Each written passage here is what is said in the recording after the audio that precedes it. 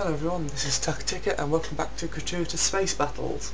I thought for the purposes of explaining what's actually going on in the mechanics of the game I would go a little bit into how the editing works, but only sort of one topic at a time.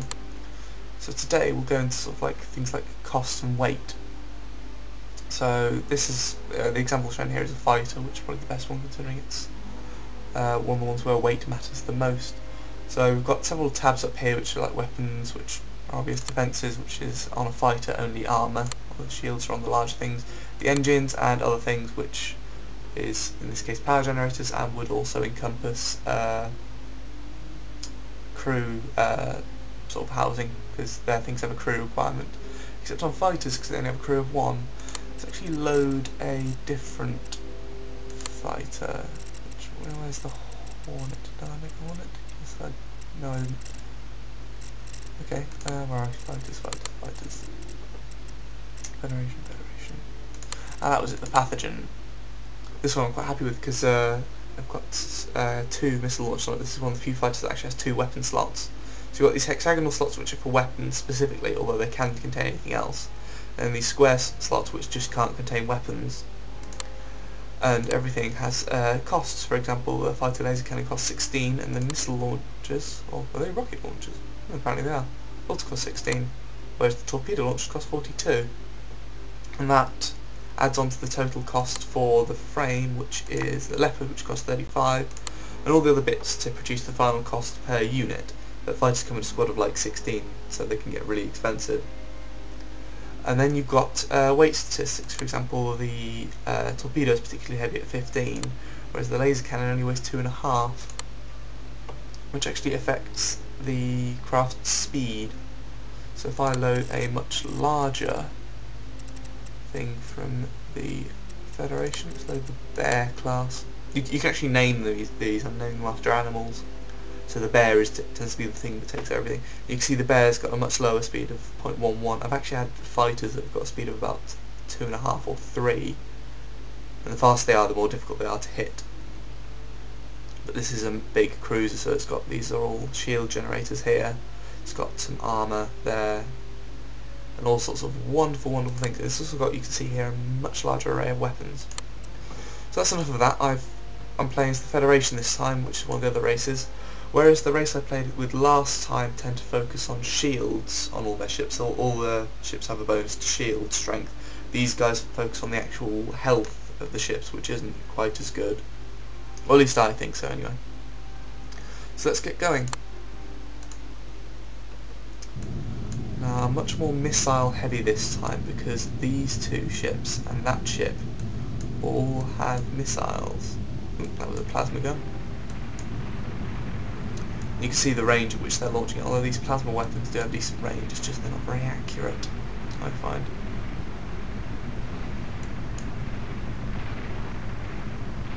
Ooh, that was a hit.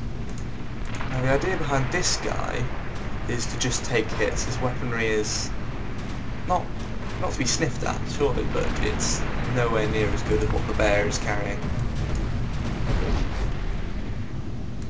I actually worry that they both have the same attack range. I think I need to reduce his attack range. I also love the names of these guys. Different races will go for different naming conventions, but the Federation specific... I've got the MP shield on that guy. But yeah, the Federation specifically have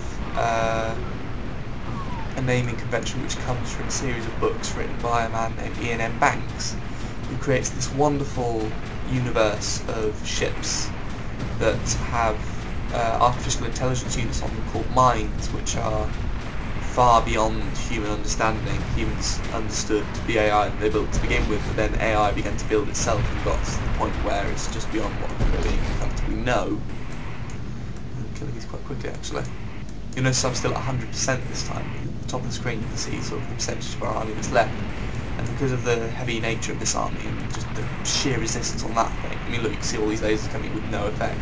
Because I have that little bad boy, which is a reflective shield, which means that you need very penetrative weapons to get through, which these guys just don't seem to possess. Which sounds bad, but in truth this is actually the tutorial mission, so, you know.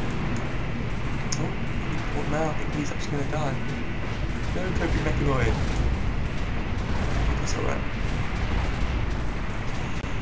Yeah, it's a shame I can't actually click on these and show what would happen, because actually we've got the blue bar there, which is shield, the orange bar is armour, white bar is shield stability, which is something else, and the green bar is health. But then individual units, things that they've got on them can take damage as well. Which then become useless, which is more of a problem for weapons than anything else. But yeah, this guy wrote these books, all the ships have these wonderful names. You've got there the Implausibility Clause, what's more into the breach, String Theory and Knots. One of my favourites was Prosthetic Conscience.